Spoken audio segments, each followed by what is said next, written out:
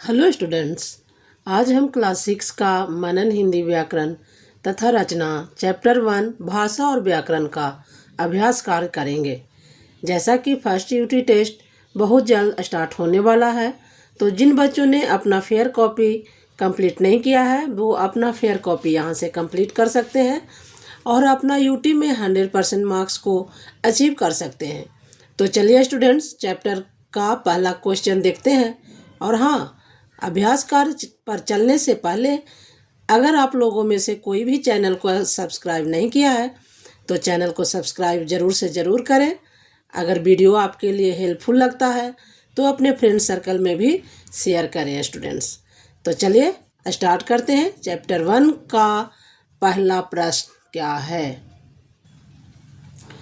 तो चैप्टर 1 का प्रश्न नंबर 1, भाषा किसे कहते हैं? उत्तर है, अपने विचारों को प्रकट करने तथा दूसरों के विचारों को सुनने समझने का माध्यम भाषा कहलाता है।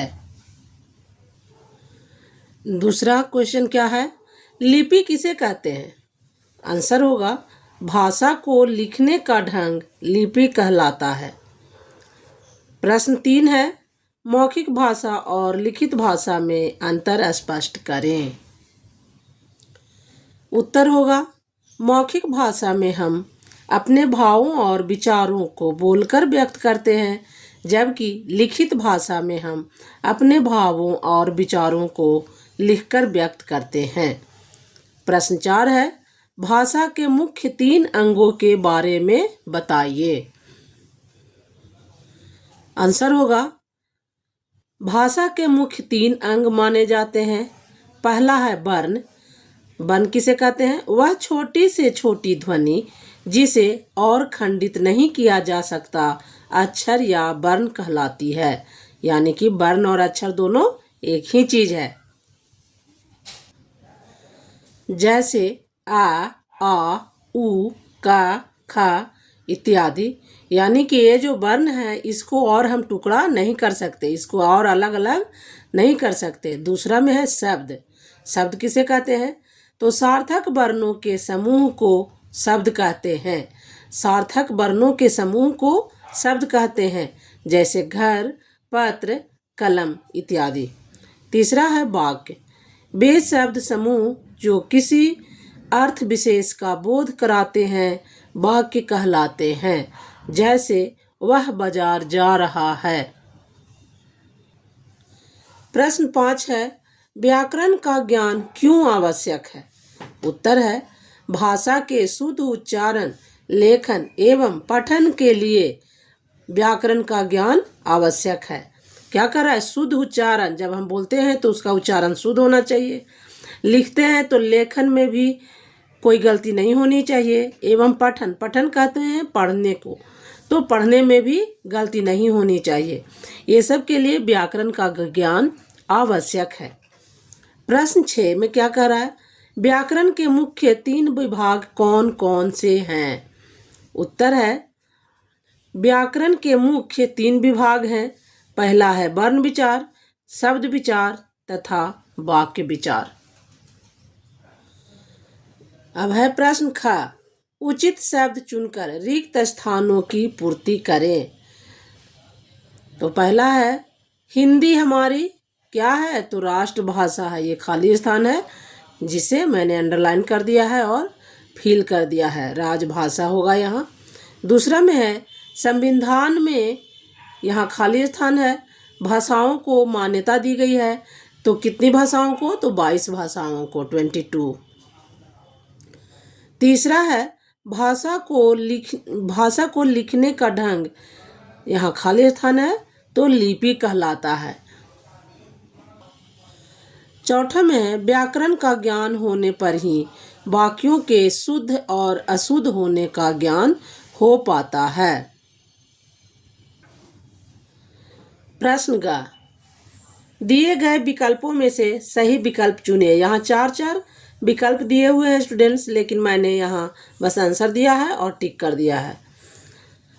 पहला है, भाषा के मुख्यतः कितने रूप हैं?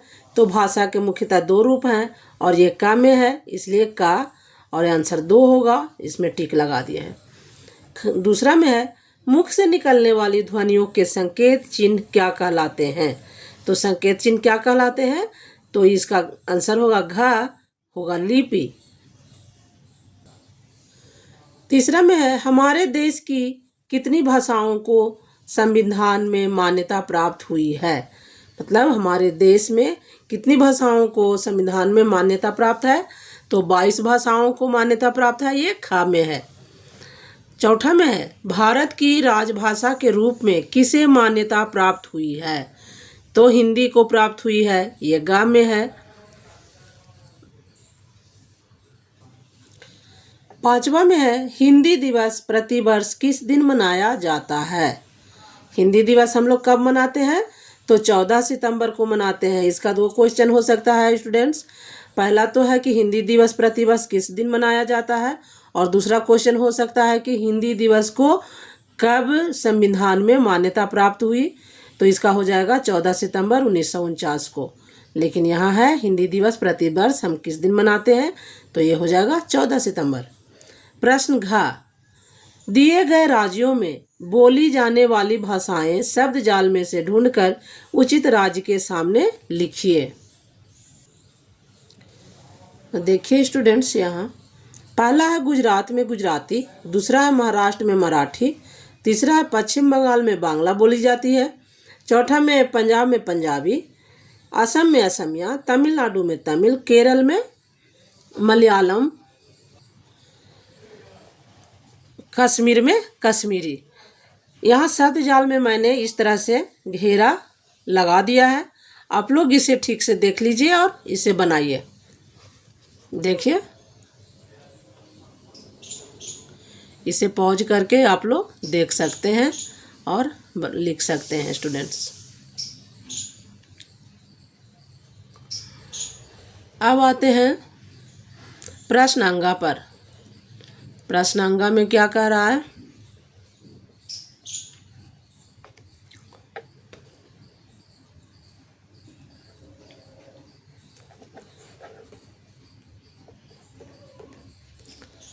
हाँ, तो भारत तथा विश्व की 5 भाषाओं के नाम लिखकर बताएं कि वे कहाँ कहाँ बोली जाती है।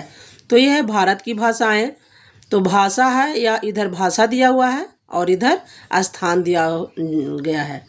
तो भाषा जो है पंजाबी, पंजाबी कहाँ बोला जाता है, तो पंजाब में बोला जाता है। गुजराती कहाँ बोला जाता है, तो गुजरात में। उड़िया कहाँ बोला जाता है, उड़ीसा में। मलयालम केरल में, और मराठी महाराष्ट्र में बोला जाता है स्टूडेंट्स। विश्व की भाषाएं हैं, भाषा है इधर और स्थान है इधर। तो स्पेन में क्या बोला जाता है, स्पेनिश। इंग्लैंड में अंग्रेजी बोली जाती है, रूस में रूसी, चीन में चीनी और फ्रांस में फ्रेंच। तो इस चैप्टर में इतना ही है स्टूडेंट्स। अगर मेरा यह प्रयास आप सबको अच्छा लगता है तो मेरे चैनल को सब्सक्राइब कर अपने फ्रेंड्स में वीडियो शेयर करें, जिससे अधिक से अधिक छात्रों को इससे लाभ प्राप्त हो सके। तो इसे पढ़िए, समझिए और अपने यूटी टेस्ट की तैयारी करें स्टूडेंट्स। Thank you for